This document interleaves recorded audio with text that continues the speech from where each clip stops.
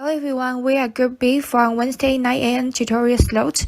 I'm the first presenter and my name is Ann. Our selected country is China. Our motivation stems from China's international re-emergence, which represents one of the most significant events in modern history. As China's political economy gains in importance, its interaction with other major political economies will shape global values, institutions, and policies, thereby restructuring the international political economies. As a result, learning the business environment in China is critical for firms engaging in international business. I divide question 1 into 3 sub-questions to discuss what's China's political economy, how has globalization influenced the political economy of China, and how does the legal system in China challenge Australian firms. First of all, based on the classical theory of communism, China developed its own political economy according to its domestic politics and economy, which is so-called socialism with Chinese character. On the right-hand side, we can see that socialism with Chinese character is based on the ideology of Marxism and Leninism, and which is its initiated by Deng Xiaoping, the man on the right corner in 1982, which aimed to refine the relations between capitalist market economy and the socialist market economy after Chinese economy reforms. It has preserved institutions of socialism and public ownership while importing advanced market mechanisms from developed countries as well as allowing foreign investment to boost the growth and productivity. Then the government no longer controls the price and repeals some protectionist policy, but the state still controls some key industries such as the banking and oil industry. In addition, the concept of common prosperity introduced by Deng Xiaoping at this time has laid a foundation for China's economic advocacy recently. And how has globalization influenced the political economy of China? Since the reforms and economy opening in 1978, China has responded with sound macroeconomy policy and structural reforms to create a good domestic environment for participating in globalization. From the left-hand side of the picture, we can see that China's GDP per capita has expanded from $156 in 1978 to around $12,000 in 2021. How do they make it? First, they adapt the new normal of economic development and deepen supply-side structural reforms. Second, they promote the reform of state-owned enterprise and adjust industrial structures and eliminate overcapacity as well as zombie enterprise. Third, they encourage technological innovation, increase investment in education, and improve labor quality and total factor productivity. Due to the global economy, China has gone at a remarkable pace. The massive amount of people has been lifted from poverty. However, globalization has resulted in increasingly unfair economy distribution and social division. The Gini index is a statistical measure that is used to represent unequal distributions. The light chart shows the inequality of income distribution in China from 2004 to 2020 based on the Gini index. In 2020, China reached a score of 46.8 points that is higher than the warning light for increasing risks of social unrest over the last decade. Wealth gaps exist between urban and rural areas as well as between different regions and industries. What solution does the Chinese government come out with? First, they cut costs for enterprise, reduce real estate inventory through tax measures, and to reform administrative system by streamlining administration and delegation powers. Second, implementing precise property relief measure and increasing financial assistance to the agricultural sector and farmers. Third, they leverage fiscal policy to adjust income distribution, integrate agricultural-related fiscal funds through various channels, and improve the infrastructure and basic public service in poor areas. Last but not least, they also actively promote the Belt and Road Initiative and explore new paths for opening up the financial industry and other business opportunities. Then how does the legal system in China challenge Australian firms? I separate this question into 3 aspects: institutional, economy, and political, respectively. And I will focus on the most recent concern and events. First one, the opacity of law. Let's take controversial Hong Kong national security law for example. The term endangering national security doesn't have a clear definition, so including Australian first, everyone on the planet might violate the law and could be taken to mainland China for trials. It doesn't have objective judgment criteria. In addition, the law tightened control over education, journalists, and social media. The business environment in Hong Kong continued to be unstable, posing a threat to all international business, including Australian firms. Secondly, economy aspect is about common prosperity. President Xi relates common prosperity to raising the income of low-income group, promoting fairness, making regional development more balanced, and strengthening people-centered growth. This includes a pledge to reasonably regulate excessively high income and encourage high-income people and enterprise to return more to the society. What's the impact on Australian firms? It increases the firm's cost in corporate social responsibility. For example, Apple, Alibaba, and Tencent has responding to calls by Beijing government to contribute to the society. Last but not least, every firm must know about One China policy. The policy can be tracked back in 1949, the end of Chinese Civil War. Simply put, Taiwan's government claimed that it's an independent country officially called Republic of China. However, China insists Taiwan is an inalienable part of One China to be reunified one day. One China policy is a fundamental bedrock of Chinese policy making and acknowledgement of China's position that there's only one Chinese government. The violation of One China policy can result in tremendous loss in Chinese market, as it's considered as an act of undermining China's national sovereignty. For example, a number of national firms such as Zara and Qantas has apologized to China for listing Taiwan and Hong Kong as a country on their website. Here are my reference list. Then my group mate Yishan will continue the second question. Hello, I'm Yishan Wang. Question 2 is to analyze the level of both economic development and human development in my chosen country, and measure which one is the greatest importance to an Australian firm considering establishing a presence in the country. The country I chose is China as well. China is a developing country, growing faster and faster in recent years. The economic development and human development achieved the level of all-around, moderately prosperous society, which is called 小康 in Chinese. The growth of Chinese economy is fastest of the world, and more citizens have higher quality life than before. China has the world's second largest economy, and its status is consolidated and improved through these years of development. In 2020, the gross national income in China is $24.11 trillion. GNI per capita is $17,200.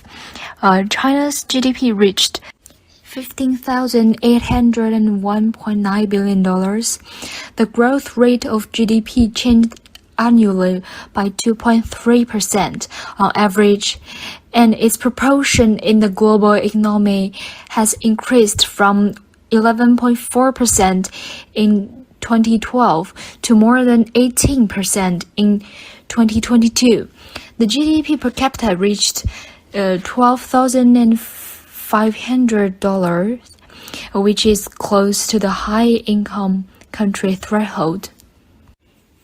Human Development Index grew really fast between 1980 to 2020. It grew from 0.423 to 0.761.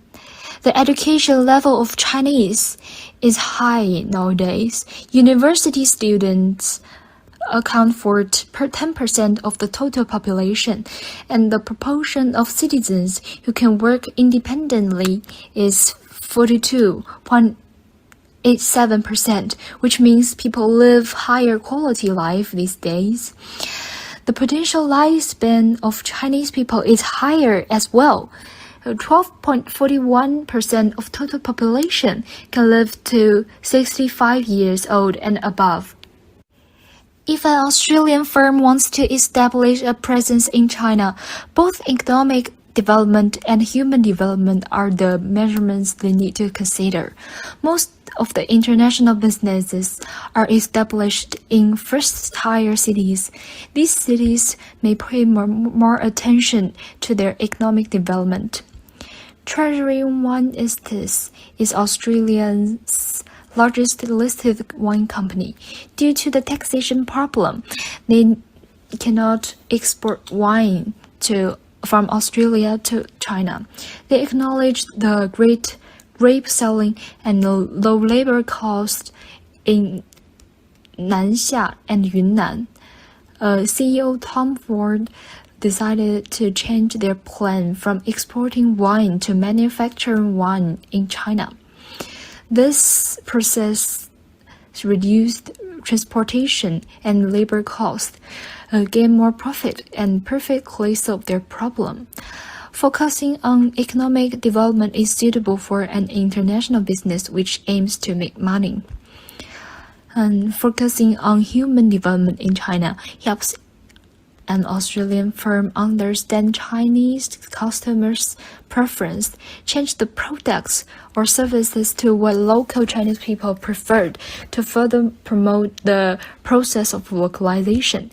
It helps achieve long-term goal, which is localization. Without the knowledge of economic development in China, treasuring wine won't solve the problem easily and transform their company to reduce cost. It is helpful for an Australian firm to earn more profit. Thus, I suggest that considering economic development is more important for an Australian firm to establish in China. Here are my reference lists that my groupmate Ashley will discuss question 3. I am the next presenter, Ashley, and I will be talking about the cultural distance between China and Australia. The first theory used to assess this is Hofstede's cultural dimensions. In the diagram below, we can see the scores of the dimensions of both countries taken from the Hofstede's Insights website. The first dimension is the Power Distance Index, which refers to the unequal distribution of power that exists between those in higher positions and those who are not. The Power Distance Index score for China is 80, which indicates a high power distance society, and Australia is a low power distance society with a score of 38. In Australian firms, all employees and superiors are treated somewhat equally. Superiors are always reachable and information is routinely exchanged.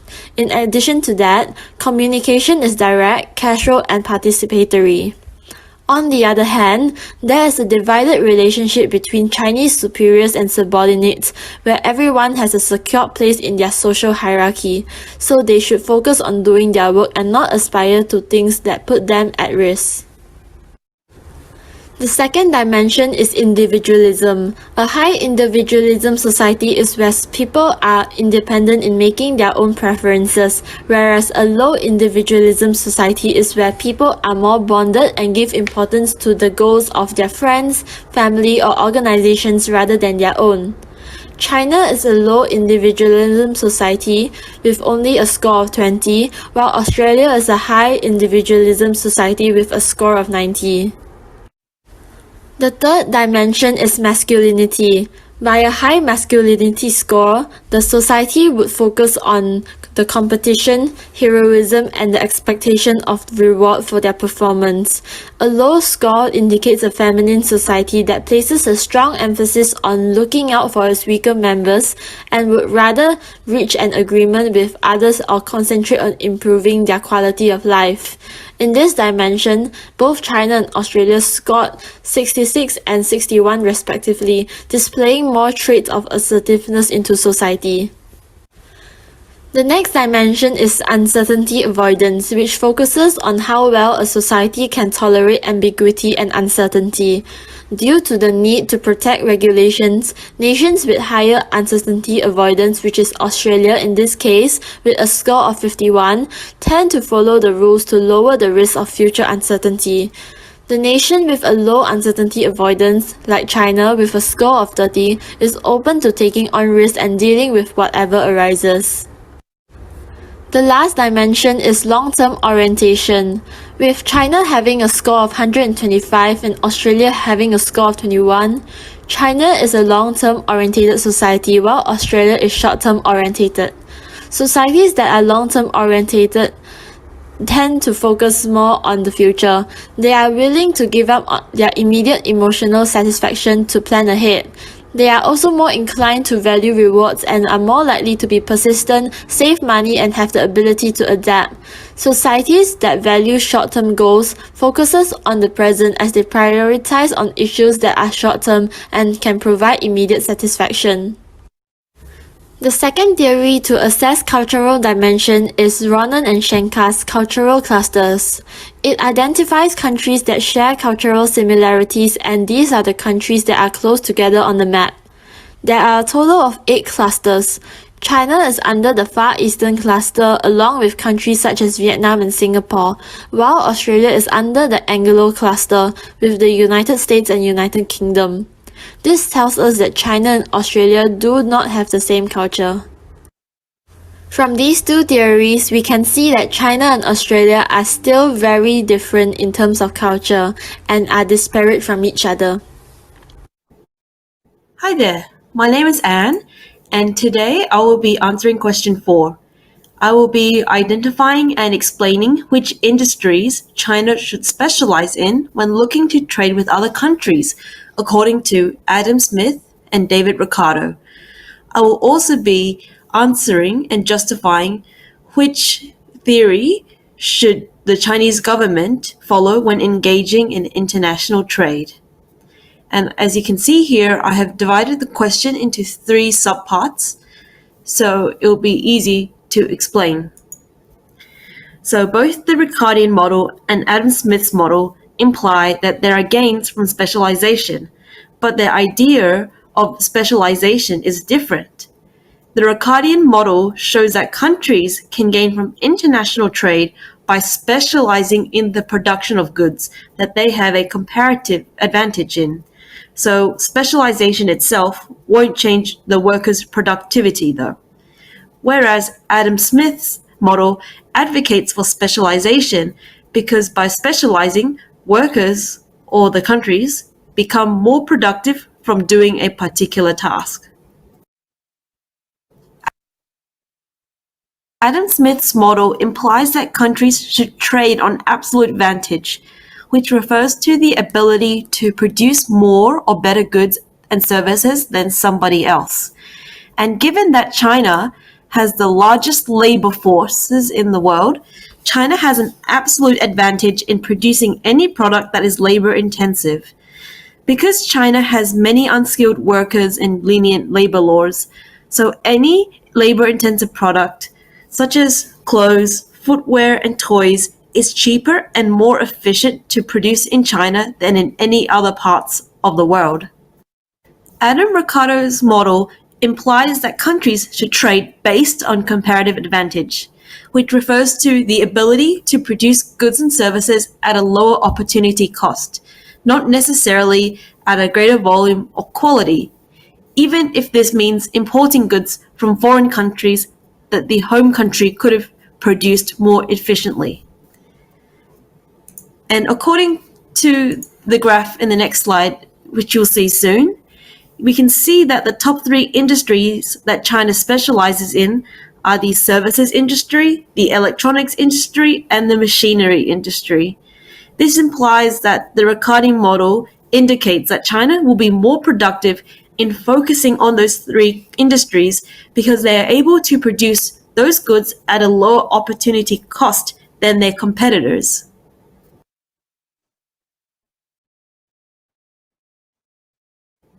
It is important to note that China's specialization in these industries is only possible because globalization facilitates free trade, allowing countries to produce and export what they are efficient at producing and to import the goods that they're inefficient in producing, so they're able to consume more than what they produce.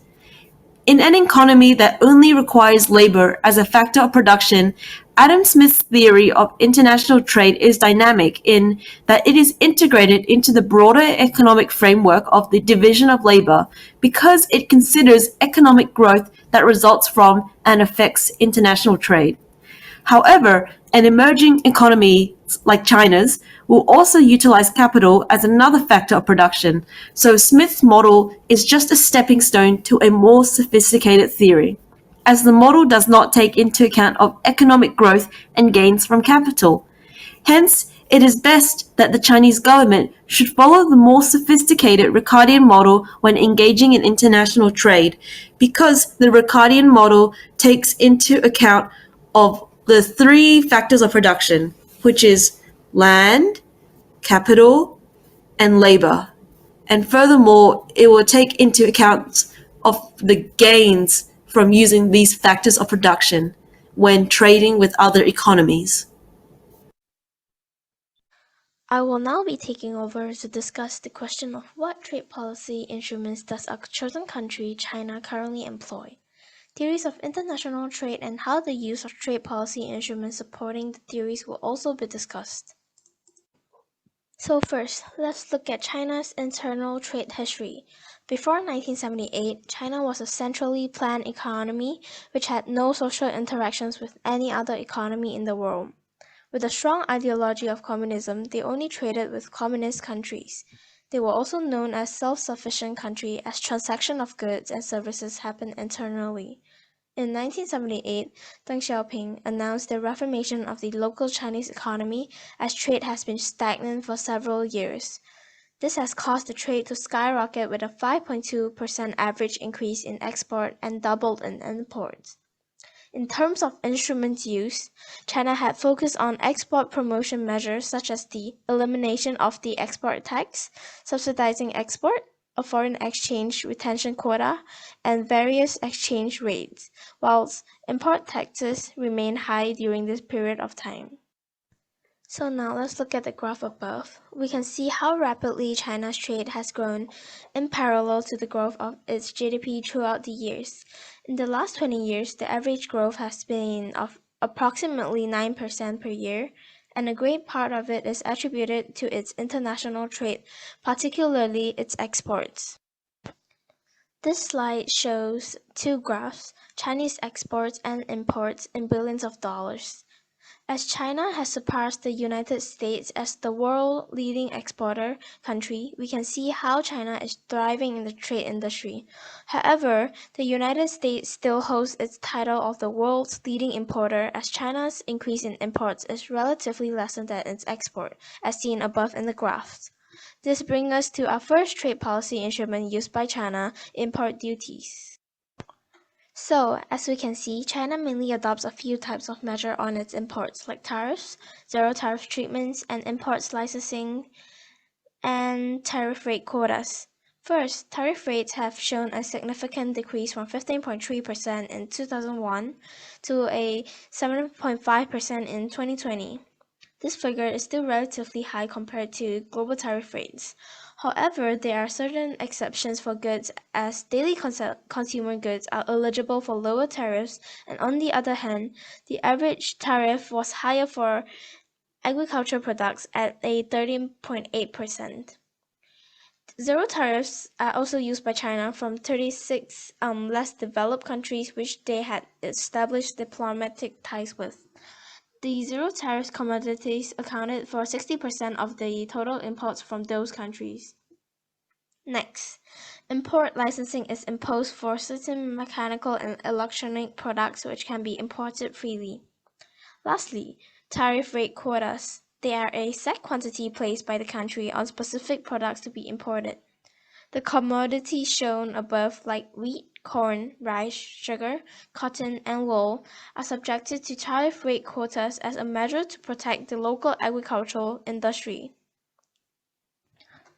Subsidies. China mainly focuses on subsidizing its cotton and fisheries industry. In China, agricultural subsidies had amounted to a 212 billion US dollar with an additional trade distorting support. Moreover, China spends more than 6 billion US dollar annually on harmful fishery subsidies. Lastly, China's uses of subsidies and other protectionist trade measures to promote its advanced manufacturing and other high-tech industry, so it affects more than one industry. Now, let's look at the theory of comparative advantage. Comparative advantage is an economy's ability to produce a particular good or service at a lower opportunity cost than its trading partners. This theory does apply to China as they are heavily focusing on the neighboring industry of their main focus industry. For instance, China has focused on the development in field for shipbuilding industry and processing in the fishing industry. Moreover, China also has comparative advantage in terms of its geographical location. They will tend to export heavy goods, which are goods with a high transportation cost as a share of value to nearby export destination, and will export light goods to more distant markets. Furthermore, heavy goods will be sent by ship, while light goods may be shipped by air. This is one of the ways China has achieved a comparative advantage as it is more cost efficient. The next theory that applies to China is the classic theory of neo-mercantilism. It's the closest theory in China's trade model. Neo-mercantilism is a policy regime that encourages exports, discourages imports, controls capital movement, and centralizes currency decisions in the hands of a central government. The characteristics of neo-mercantilism can be seen in China's trade policy, as they maximize holding true trade surplus and limiting imports. This is true given the number of exports surpasses the amount of imports as shown above on the graphs. Moreover, countries that are neo-mercantilist use government interventions like subsidies to maximize exports and tariffs and quotas to limit imports. Hence, China promotes protectionism, which can be seen on high import tariffs, and non-trade barriers still exist in the country, although it has relaxed throughout the years. This will be the end of my part, and I will pass it to the next presenter, Charlotte. Thanks, Aemilyn. So question 6 asks us to make an assessment as to whether you believe China has been an overall winner or loser as a result of globalization, taking into account the positive and negative effects of globalization on the country. It also asked us to analyse whether Raymond Vernon's theory of international trade is still relevant in any industries, given the extent of globalization today. So first we'll consider how China has benefited from globalization. Firstly, the global marketplace. Being able to sell products to a much greater number of people and businesses around the world, which therefore helps increase the overall economic activity and growth. This comes from having a more interconnected globe and barriers of trade being removed. Next, we can consider converging consumer tastes. Due to globalization, this means that consumer tastes and demand is becoming more similar, which allows countries to specialize on specific products. For example, China has specified a large part of their economy and resources towards technological equipment, such as computers and broadcasting equipment. As such, this technology made up over $379 billion worth of China's exports in 2021. In addition, economic and political groupings have also helped China increase their economic activity through regional relationships such as the RCEP, which stands for Regional Comprehensive Economic Partnership. This group accounts for 30% of the world's population as well as 30% of the world's GDP. This is a free trade agreement which wields power over non-members, as the members are able to participate in barrier-free trade. This removes some of the production costs in trade for China, allowing for them to have greater competitive advantage over non-member countries and businesses. Some of the losses that China has faced due to globalisation include environmental impacts. China particularly has struggled as a result of increased production and use of fossil fuels, and the use of these fossil fuels is in high demand to reach the new levels of economic activity occurring due to globalisation. This results in a lot of smog, as well as lowering health standards, which is posing threats to citizens and the overall living standards of China. Next, inequality and poverty.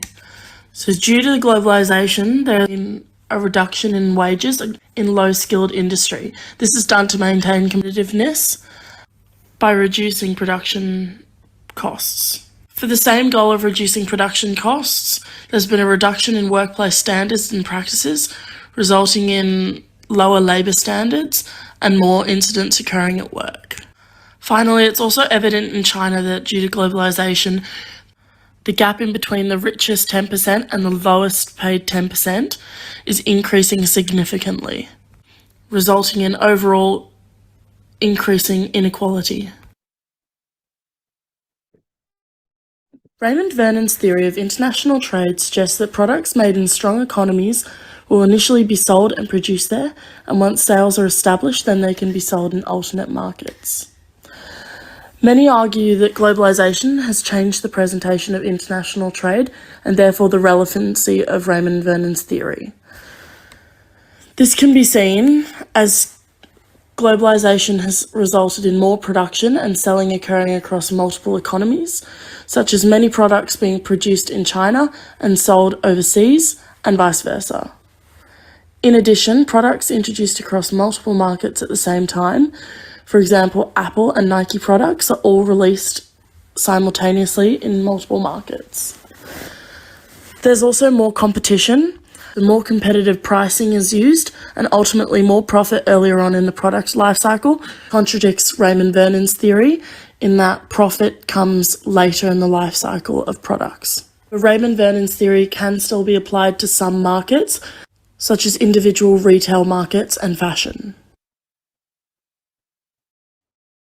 So through considering these various factors, we can evaluate that China has embraced globalisation in order to pursue its national goals and increase its international standing. This has enabled the country to boost its economic activity, its ability to wield power over other countries. In 2011, the World Bank estimated China to have a GDP of $7.55 trillion US.